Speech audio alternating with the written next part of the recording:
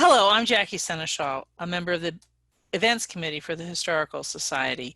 And on behalf of the Historical Society, I want to welcome you to this virtual event in three parts: Divided Union, Harford County in the Civil War. Please note this event is being recorded and will be made available publicly through the Historical Society's webpage. The Historical Society of Harford County was established in 1885, and it's the oldest county historical society in Maryland. We focus primarily on the regional context of Harford County from prehistoric origins to the present. This presentation is the third of three presentations chronicling the role of Harford County and her people during the Civil War. The presenter is Jeffrey K. Smart, a longtime member of the Historical Society and retired U.S. Army historian who specializes in military history. He holds both a bachelor's and master's degree in history from San Jose State University in San Jose, California. He served as the editor of the Harford Historical Bulletin from 1993 to 2003 and has written 8 bulletin articles. Jeff will begin with questions we received previously. We ask you to mute yourself during the event to limit distractions while Jeff is speaking. We encourage you to add your own questions in the chat box feature.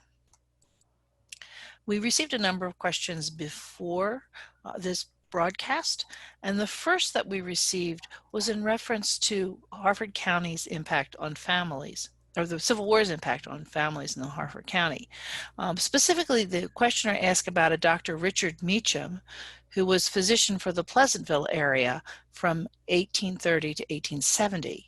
Everybody knew he was an ardent Democrat and a Southern sympathizer and had helped to pay to rebuild a barn that was burned.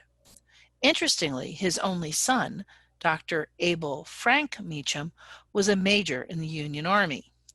I've wondered how many families had such contrasting views among them.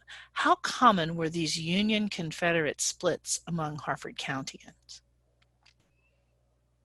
Well, apparently they were relatively common.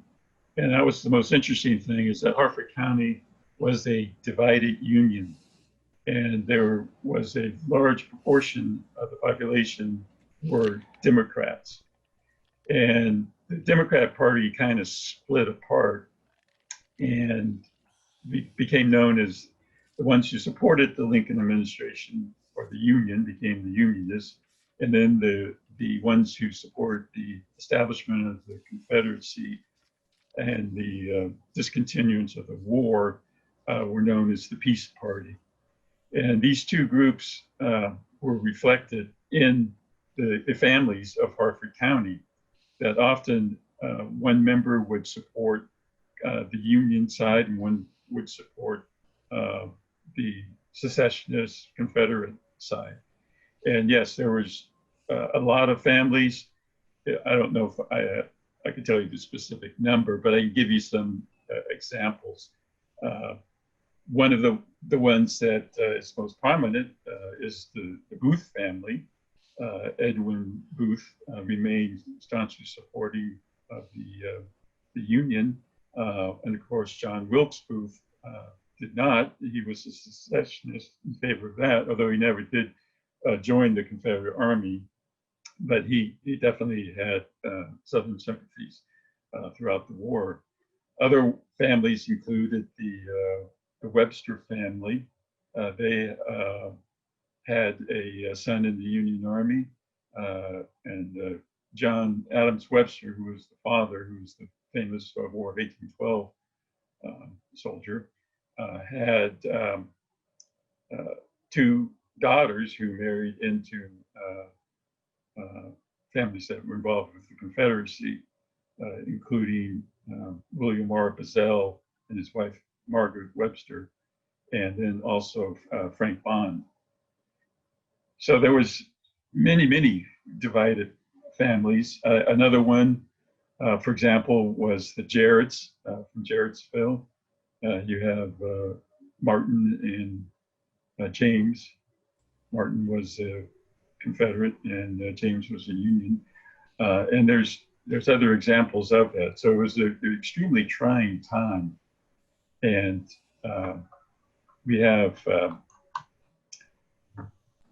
a lot of, sometimes we can get the documentation on it. For example, the Waters, I'm not really, James Waters, his family were split politically between the Union and the South. Sometimes it was the parents who were the staunch Democrats and the Peace Party. Other times it was the children. So it's hard to say. Sometimes it was even the wives were either way. So it is a challenging question. It's probably a topic that could be expanded upon significantly, say in another historical society bulletin that would go through some of these families and the experiences that they had.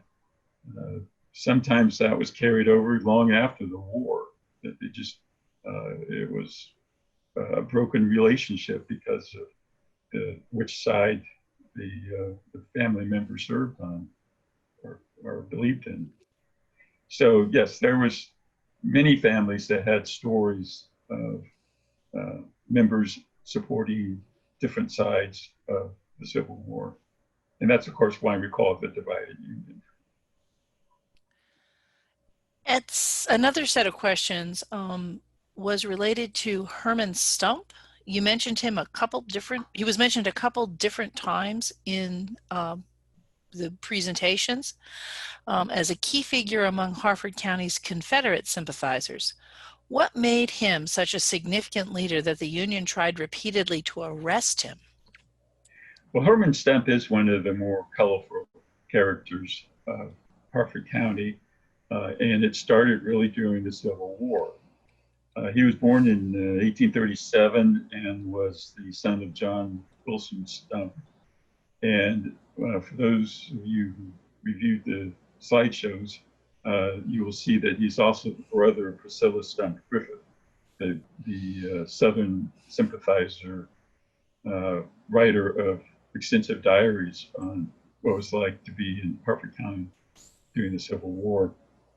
But he was born at Oakington Farm, and he became a lawyer in 1856. But prior to the Civil War, he became a leader in a group of militia that was called the Harford Riflemen. And supposedly John Wilkes Booth was a member of that group. And also he was appointed in 1861 Lieutenant Colonel of the 40th Maryland Militia Regiment. But particularly for the Harford Riflemen, which was almost more of a club than a military unit, he was trying to get weapons for them and corresponded with the Governor Hicks at the time.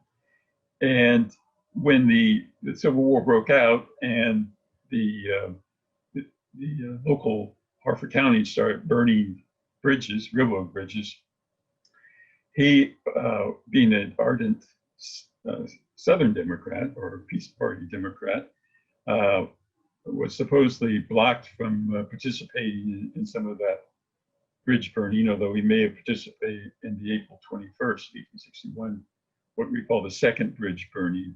The first one was basically people coming up from Baltimore to prevent Union troops from going through Baltimore, which had experienced the Baltimore riot. The second bridge burning was done locally, though, on the Bush River Bridge. And also there was a story about supposedly he was going to participate in burning the Conowingo Bridge, too. And that one was apparently, supposedly stopped by a Pinkerton agent by the name of Timothy Webster.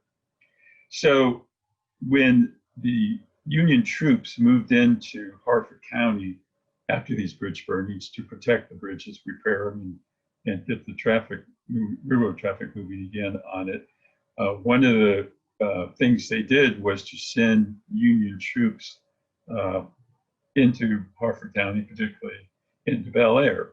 And one of their missions was to look for Southern sympathizers and also to find and seize any weapons that belonged to local militia that were had Southern sympathies. So they moved into Bel Air, and one of the names that they were looking for was Herman Stump. However, he had been at a party the night before and did not come into town that day. Although many years after the war, Herman Stump said that John Wilkes Booth escaped from the town of Bel Air and went and warned Herman Stump to stay away. So that gets him into being in the target of Union soldiers, particularly trying to find militia weapons. Supposedly, most of them were taken out and buried and turned up in farmers' fields long after the war. But he, being a kind of a wanted man, he fled to Canada for the rest of 1861 and didn't come back until 1862 after getting permission and agreeing not to do any further action. His name also pops up during the war as being a landowner. He also had horses that the Union cavalry that was occupying and patrolling Harford County were looking for grabbing horses, basically. And so he got targeted several times, and they would often ask where he was. And in all cases, he was elsewhere. But he did remain in Harford County and did not join the Confederacy. So he was always there. After the war, he purchased Waverly, which is 180 acres, just kind of behind Upper Chesapeake Hospital. The house is still there today, but just show kind of his popularity. In 1878, he was elected to the state senate and served as the president in 1880. And then 1889 to 1893, he was in the U.S. House of Representatives. So he was definitely a well-known figure in Harford County, outspoken, and that's primarily what got him in trouble. And as again, being the target for Union capture. But he returned to law in Bel Air after serving in President Cleveland's administration, and he's buried at St. Mary's Cemetery in Emerton. So he's definitely one of the Harford County's more interesting characters. He would make another very good historical society bulletin too. Sounds like it. Priscilla mentions in her diary that Stump was at Bellevue Farm later in the war when the Union tried to find him. Isn't this the property the county just purchased? What was the role of that property and its owners during the war, and what was Stump's relationship to the property? Well, Stump was from Oakington, and Oakington, there's several uses of the term Oakington. It's actually considered an area as opposed to a farm, but it's also the name of a farm, which pretty much covered all of Swan Neck. And if you ever looked at the old 1858 map, you will see that Oakington is a pretty big area, and it has different families owning different parts of that peninsula. The Stump family did own the part that really became known and was called Oakington, and that house is still there today.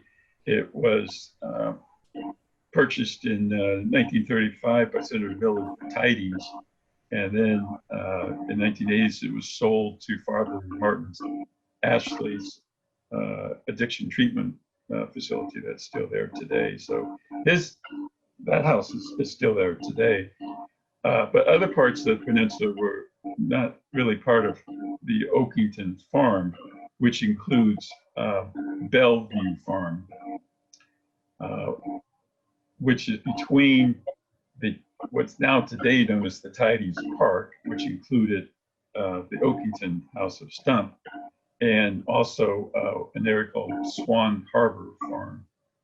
But the Bellevue Farm was owned by the Davis family. That was the big name in that land. And for example, Priscilla Stump Griffith in her diaries will mention the Davis family because where she lived, which was just across the river, or well, across the Swans Creek, there was also a Davis family there too. So the Davises, I don't have a whole lot of information on, but they supposedly owned the land back to the 1700s until the government bought it over. So the government now owns, I should say the government, but the Harford County now owns 3 parts of the old original Oakington area, including the Bellevue Farm, the Swan Harbor Farm, and the Tidies Park area. So there's still all those old family names, and they are there's a housing area also there in part of the Oakington land. So the original Oakington was broken up into different parts, but as far as I can tell, the Davis family was the one that really owned their land and was not involved with the Stump family. But if I remember correctly, there was a disagreement between Priscilla Stump Griffith and Herman Stump over selling land, and it may have been part of the Oakington land too, but she kind of got mad at Herman for some of his attitudes, even though she was also pro-Southern, Herman was pro-Southern, but they didn't get along together in some family decisions, apparently, so there was issues there too. But yes, the Bellevue Farm, though, was not owned by the Stump family at any time I can tell, but was definitely a neighbor of the Stump family.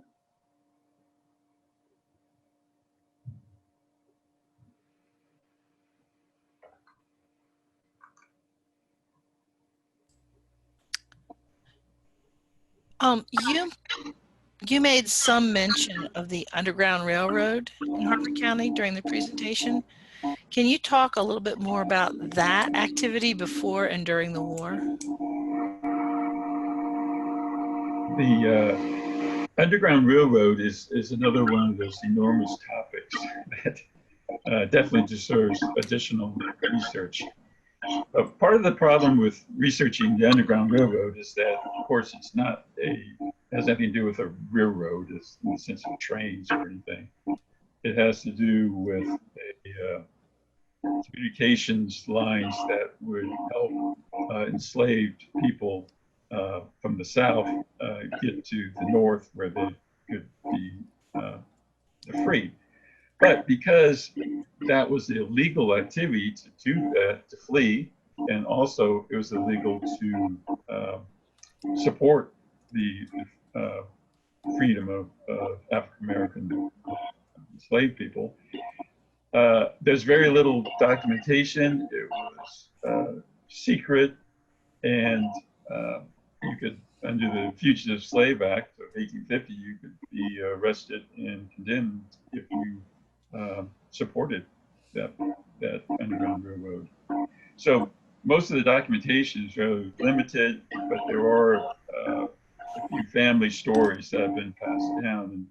And for example, there's two. One in the Darlington area of Harford County during the war and before the war was the center of Quakers, and the Quakers were abolitionists generally, and they helped participate in helping people to get to Pennsylvania. One of the names that has come up in those family stories is William Worthington, who lived in the Doe Creek area along the Susquehanna River, and had a landing known as Worthington's Landing, named after him. He was also the brother of Thomas Worthington, a noted abolitionist Quaker. It should also point out that it was not entirely white people supporting this program. It was also African Americans helped run the Underground Railroad, and that was true, particularly, for example, in Baltimore. That was known as a spot where enslaved people fleeing from the South could go there and find help from the free African Americans living in Baltimore. And there was probably cases of both enslaved people and free African Americans living in Harford County who would provide assistance. But again, because of the secrecy and the danger of what they were doing, there's not a whole lot of specific documentation on what was going on, other than if someone did get caught, you would see a court case, or you would see, for example, there was, and I had this in my slides, was example of apparently a free African American girl who was arrested, and then, according to the vacancy laws of Harford County, was sold back as a slave for 1 year on the steps of the Harford County Courthouse. And I know this is very shocking to people, that just because she was vagrant, you can just sell back into slavery. But slavery was perfectly legal in Harford County and Maryland during the Civil War up until 1864, when Maryland got a new constitution and slavery was abolished. So there was a lot of opposition to any plans to end slavery. There was, particularly with the Union soldiers in Harford County, they were opposed to slavery. They would often help runaway slaves, as they were called, get across the border, although some of the Union officers would say, well, we have nothing to do with slavery. We're supporting the Union, and in the Union, slavery was legal.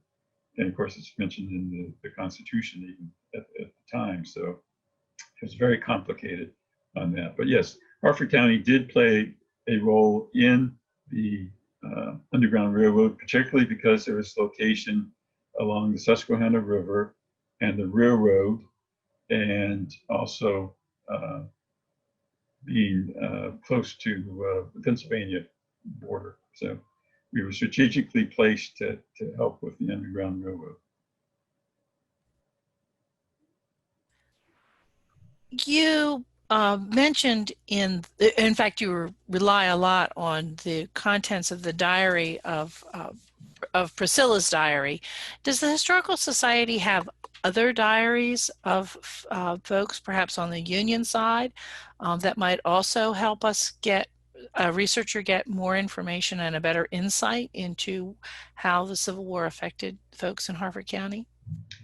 Well, I've not seen any diary comparable to hers.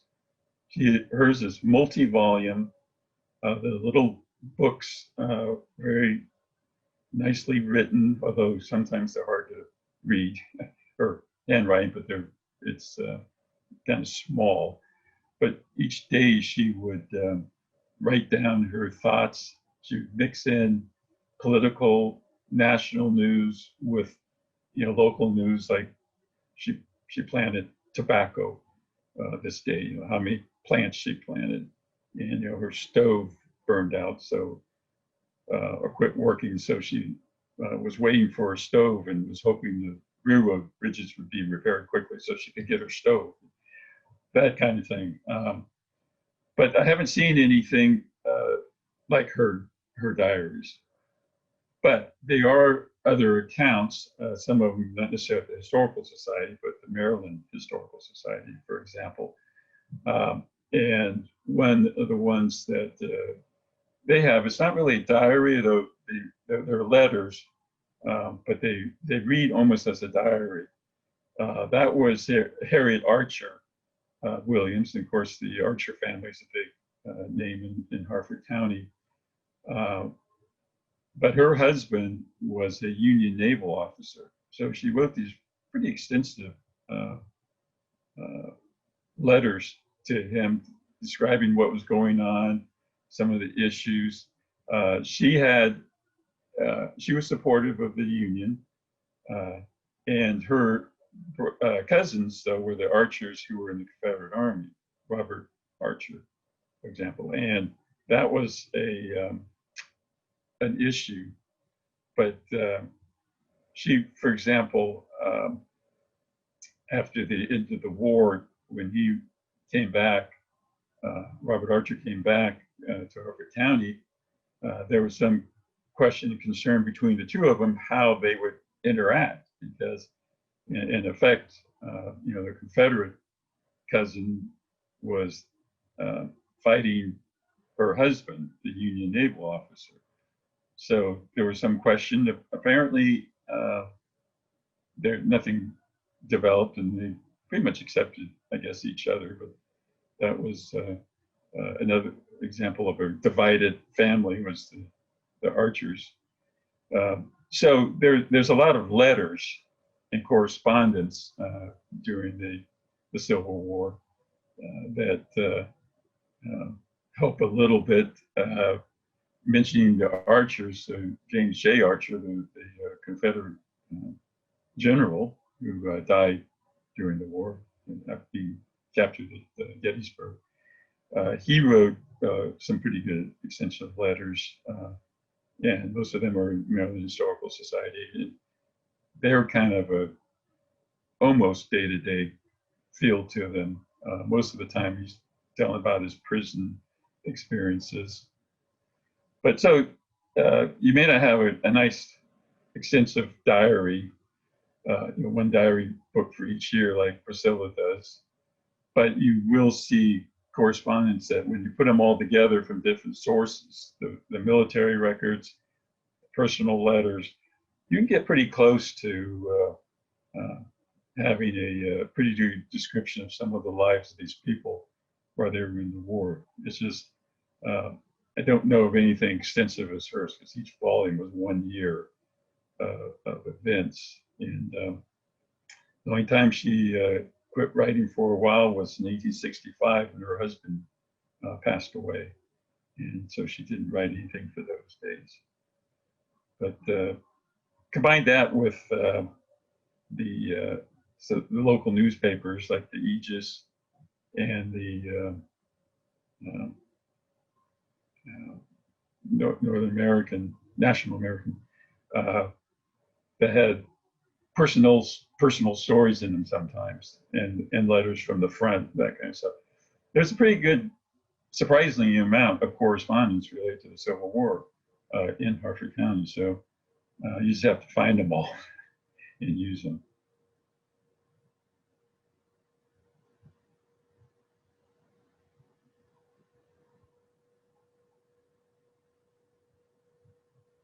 Jackie, you need to unmute. Sorry. One set of questions that we've gotten concerns a specific Union soldier, Joseph Isidor Stone, who was in a Pennsylvania company, but was from New York. And people are wondering how they could find out more information about this particular soldier who might be an ancestor or a family member. How would people go about researching a particular soldier from the Civil War?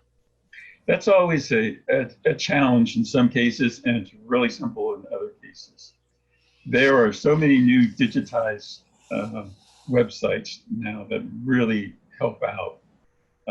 One of which, for example, is Ancestry.com. That has a military section in it, and it will help identify those in Harford County who were in the military of either side. Also, there's fold3.com. Fold3 is implied where it has to do with the way you fold the American flag. That is a much bigger database on the military aspects, but it also includes some of the civilian military interactions. So both those resources are tremendous. A quick and simple one is the Soldier Sailor database from the National Park Service. That also can give you at least a lead. Those make it kind of, and also I should say there's the Maryland Archives has the unit histories of the Maryland units, and that listed by name and in some cases where they joined. The challenge is that initially Maryland did not have any what's called a regiment, which is about 1,000 people. Harford County did not have a regiment of Maryland troops fully dedicated to just Harford Countyans. So Harford Countyans, if you want to join the Union Army, had different opportunities. They could join one of the Maryland regiments that was being formed, and this occurred particularly some of the sub companies underneath the regiment, each company being about 100 soldiers. So you could join, for example, the 7th Maryland had 2 companies that had a lot of Harford Countyans in them, and some of the other units, regiments also had Harford Countyans in them. So you can pretty much find those easily. However, Harford Countyans also tended to go down to Baltimore and enlist in units that may have not been Maryland units. For example, shortly after the first bridge burning, Union troops eventually moved into Harford County, and they're from different states. So you will see some of the first ones came from Pennsylvania. So some Unionists in Harford County felt like they were called to join, so they would join the Pennsylvania unit. They also had maybe friends or relatives in Pennsylvania, so they would join wherever the friends or relatives had joined. A Delaware unit guarded the bridges for a while, so you see some of Harford County joining with the 1st Delaware Regiment. You also had New York Regiment, the 4th New York, come into Harford County. So some would enlist with the New York units. You will see that often, and that makes it a tremendous challenge, particularly if it's a common name, like the one you mentioned, the last name of Stone. That creates other issues because in some cases, in the databases, the name gets misspelled. You mentioned Meacham earlier as one of the local people in Harford County. Meacham, and sometimes is spelled in like the Baltimore Sun is Meechem. Other places you'll see it with only one E, but for a digital search, you're going to run into problems. You have to kind of guess what you're looking for. Stone is a pretty common name, for example, and when you try to search on it, you will find names similar to that. And sometimes if you can get into the unit histories themselves, you will see some help on that. But some of the states have limited digital access. Pennsylvania and New York are 2 examples. There's a great, at least 5-volume series on Pennsylvania soldiers in the Civil War. It's by Bates, Bates, and it has a tremendous amount of information in it. And I think probably if you go under Google Books, you can find some of those volumes, um, and they would help locate if you knew specifically. But generally, if you can find it in Fold 3 or the Soldier Sailor database from the National Park Service, that would at least tell you where you need to go. Like if you find a name that could be the person and is in Pennsylvania, then you may have to go find the multi-volume work. And you may not find it in the Harford, in the Fold 3, because Fold 3 will just provide you an index card and it won't give you the real definition of everything. Because if you get lucky and you, for example, the person joined the 7th Maryland, you can go into Fold 3 and find basically what is called, personnel file. You can see when he enlisted. You can see how each month where he was when he got paid. You can also see, particularly if he got wounded, you can see what happened. You can see when he was discharged. If he was killed in action, often they would have the doctor's report, the hospital report, the forwarding of his last items to the family. So there's enormous amount of research if you're lucky, but sometimes it's really a major problem to find a name. And if you're unfortunate enough to have a common name, it gets even more challenging, because the person may have gone by his first name, middle initial, or the person may go by his middle name and last name. And when you type it in some of the database searches, you may find multiple people with that name. And the only other thing you can do is look in the Baltimore Sun and the Aegis, all of which have been digitized. And the Baltimore Sun particularly would mention everyone who's been drafted. Again, there's the issues with spelling, but you can see who was drafted. You can see who received exemption from the draft.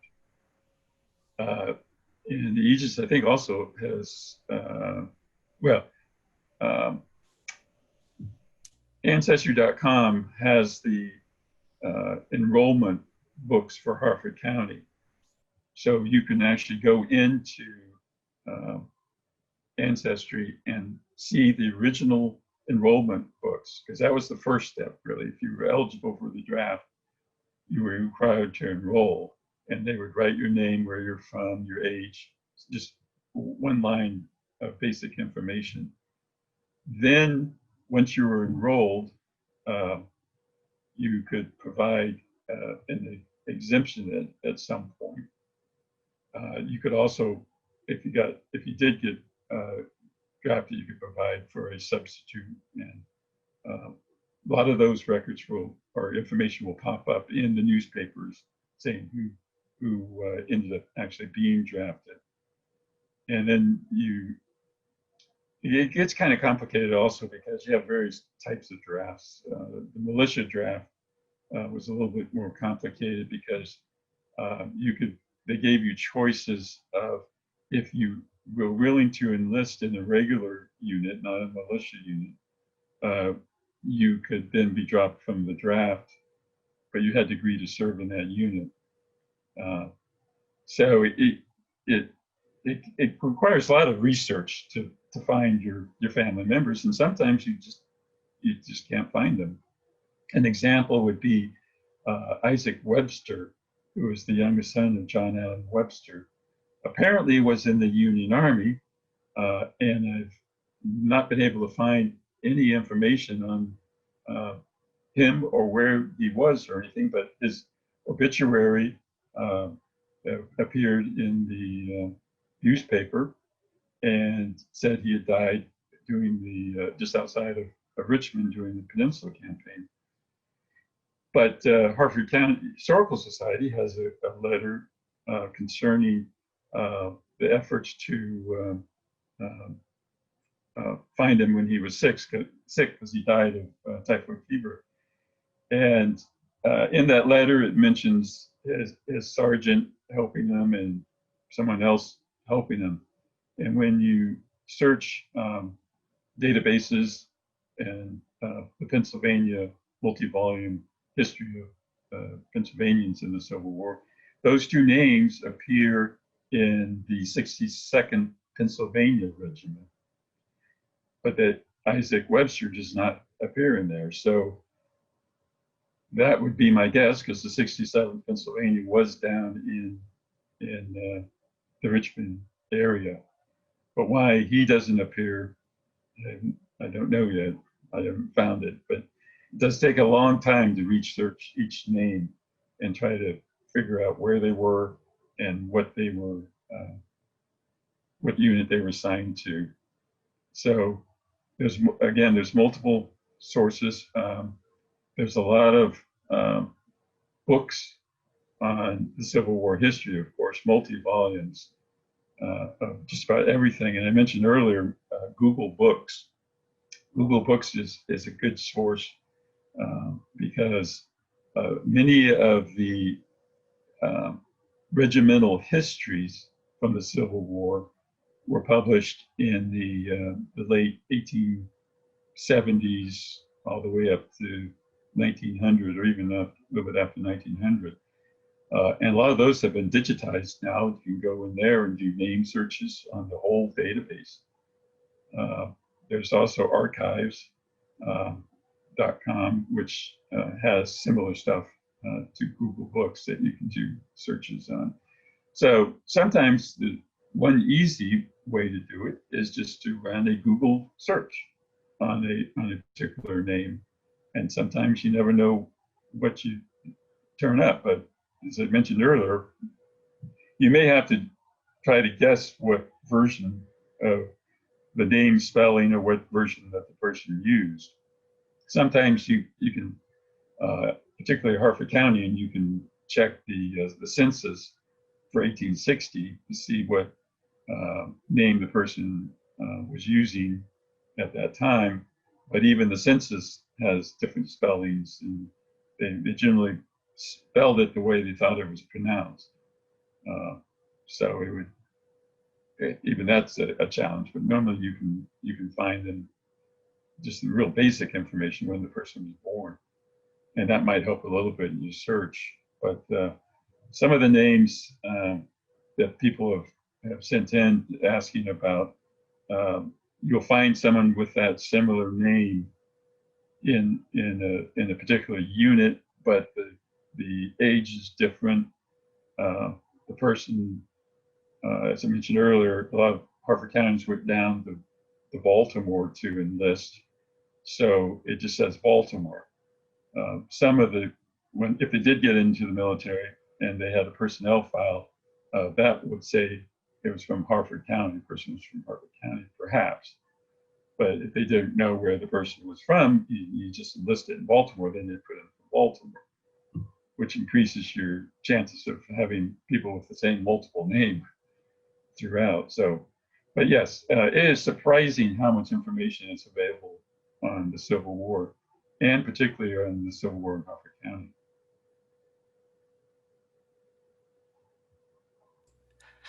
I want to encourage those folks who are with us, if you've got questions, please go ahead and use the chat feature so that we can include your questions in the conversation as we go forward for the last 15 minutes or so of today. Could you talk a little bit about the slave census and what insight that might give us into the African American population that was here in Harford County during the 1850s, 1860s? Yes, the census during the 1840s, 1850s, 1860s was kind of divided into two types. One is the regular census, which was for free people, but it would be free people, both whites and African Americans, for example. Uh, just as an example, let's talk about Priscilla Stump Griffith and her relationship, because her and her husband John Griffith were slave owners. So in the 1850 census, it shows that there was 3 whites and 5 blacks, which means those 5 African Americans were free. And it actually lists their names: Cynthia Green, Eliza Robinson, Elizabeth Robinson, Emily Robinson, and Frances Green, and would give their age.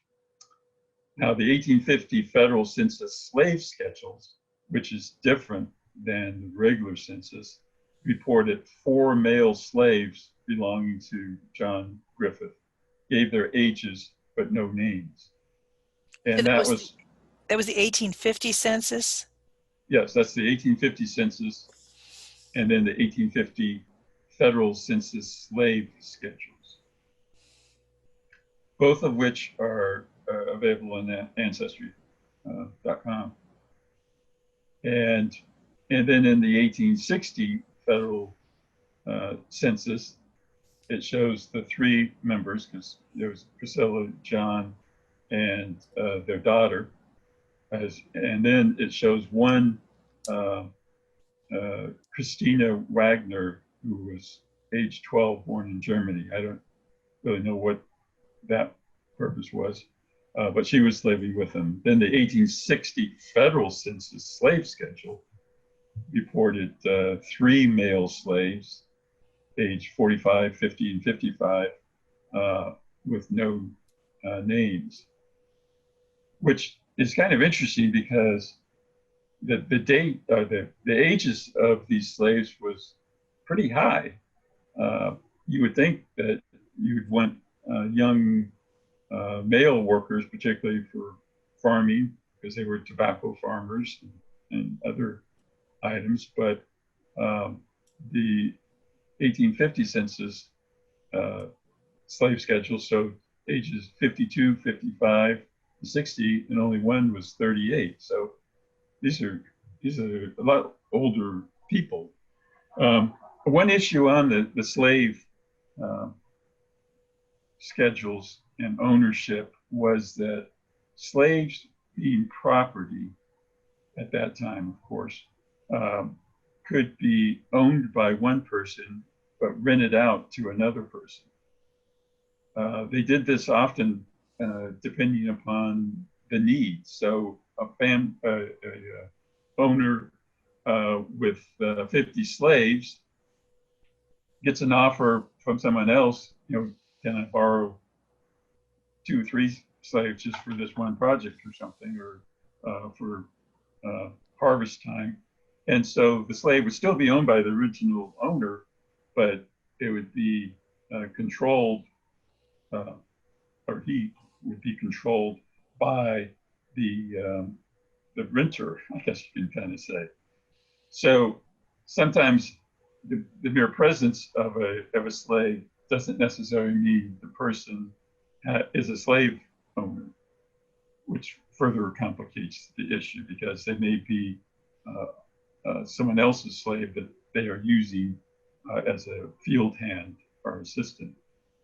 So you really have to kind of work with it, but the issue of no names also can be complicated too, because then you don't really know if it's the same person or not, and you really have to dig a little deeper to find out who these African Americans really were, and you might be able to find it if they escaped, you got caught. Might be something in the court records on that. If they were freed at some time, there'd probably be manumission records on that. And you could also maybe find personal accounts of their experiences there, but it is uh, it is a tough project to do uh, because they were, unless they got in trouble, uh, it's hard to track them without having a name specifically.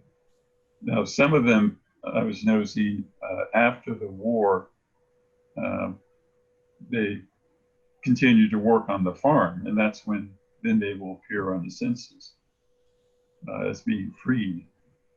Uh, just as a kind of an aside, when Priscilla Griffith slaves were freed with the new Constitution, there was just a little note in her diary saying John Griffith when told them that they were free after lunch. So it was, yeah, there was nothing else. Sometimes she would talk about her, she would call them servants. And that was another thing that was sometimes questionable, whether the person was enslaved or simply a hired servant. But she would get mad at her servants because they wouldn't do anything. She would say they were lazy. And as the war got on more and more towards 1864, before everyone was freed, she said that the African American servants were getting to be worthless because they wouldn't do anything, and some of them would disappear. They'd have anger issues and got to be complicated. So um, again, that's another whole topic for a historical society bulletin is slavery in Harford County during the Civil War. Uh, there is luckily enough information. I think it'd make a good talk on that too. One of our participants today notes that some of the owners of the slaves were actually residents of York County, Pennsylvania, but where slavery had been illegal since 1780, but they rented the slaves in Maryland. So the owner would be in a place where slavery was illegal, but the slave themselves, the enslaved person, would actually be resident in Harford County and rented out, as it were. Yeah, I haven't heard of that one before, but it makes sense because again, nationally slavery was legal, um, and the individual states determined their status, and Pennsylvania was a free state. So as long as the enslaved person didn't enter the state of Pennsylvania, it'd be like owning property for someone in Pennsylvania owning property in Maryland. Of course, Delaware was also a slave state too. Both of those, Maryland and Delaware, stayed within the Union, so it was still the slavery fugitive slave law.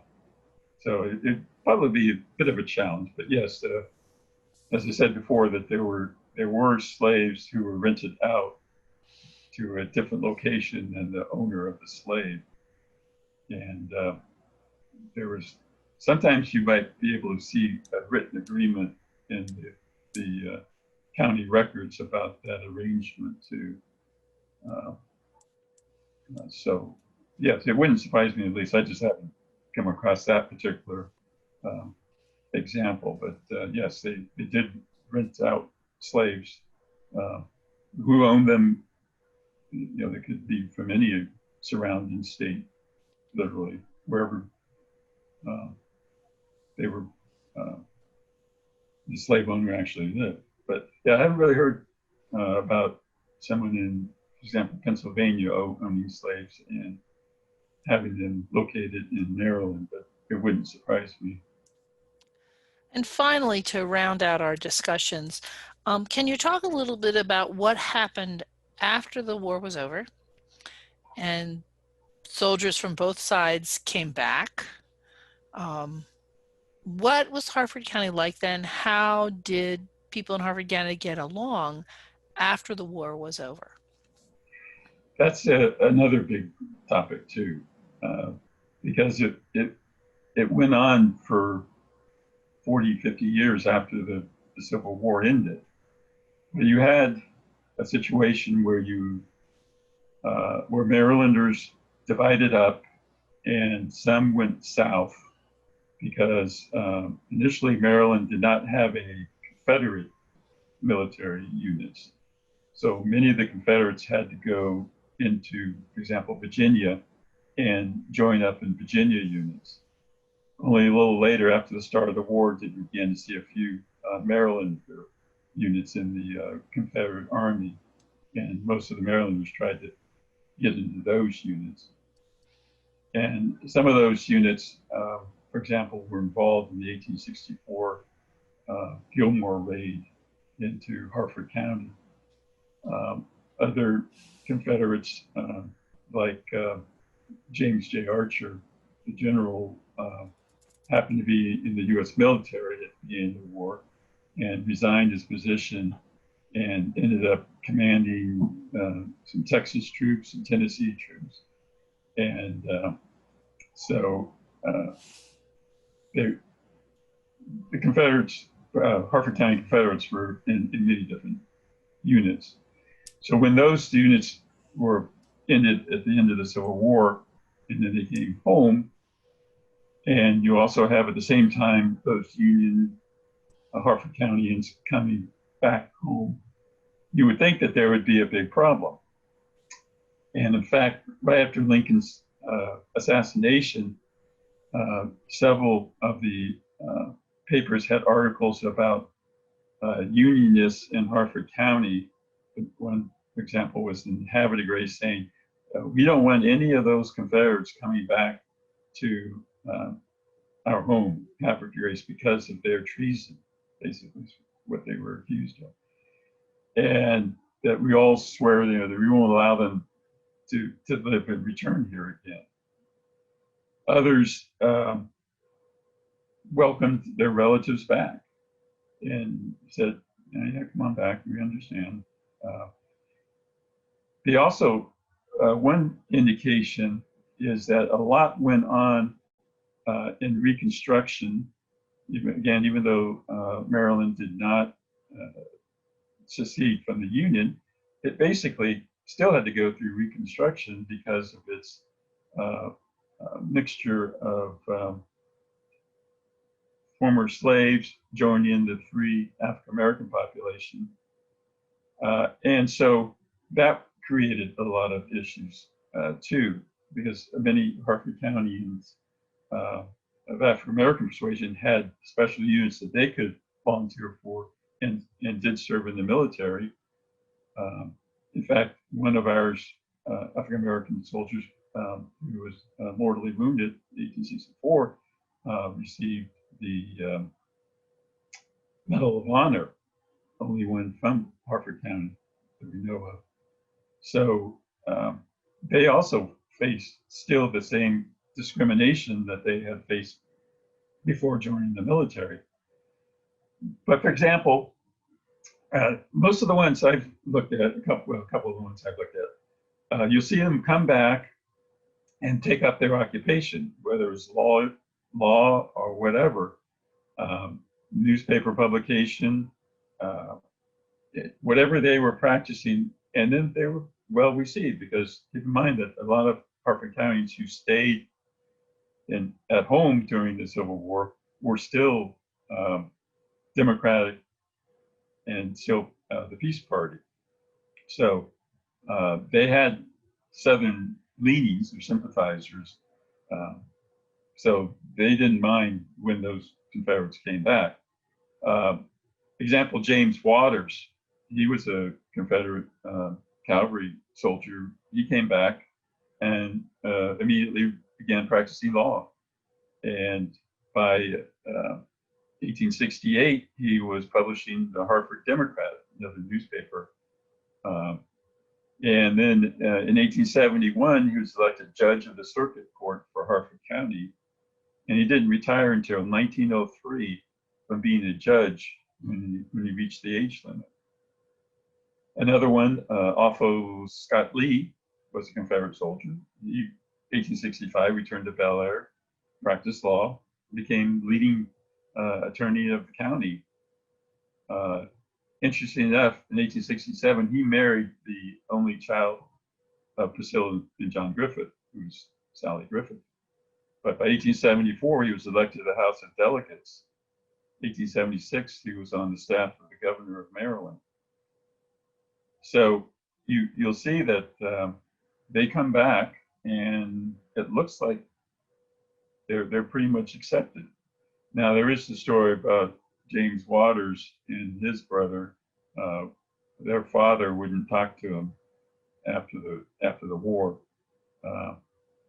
but I think it really depends upon the family, and you know, if you lost a child or something to one or the other side, it may be more of an impact than someone who you know, stayed home, avoided the draft, did their farming or whatever their occupation was, law or something, and then a friend or a brother would come back, that they would you know, accept them back into the family and just pretty much start all over again. So that again is another topic for extensive talk, or Historical Society bulletin, and the return of Confederates and Union soldiers to Harford County after the war.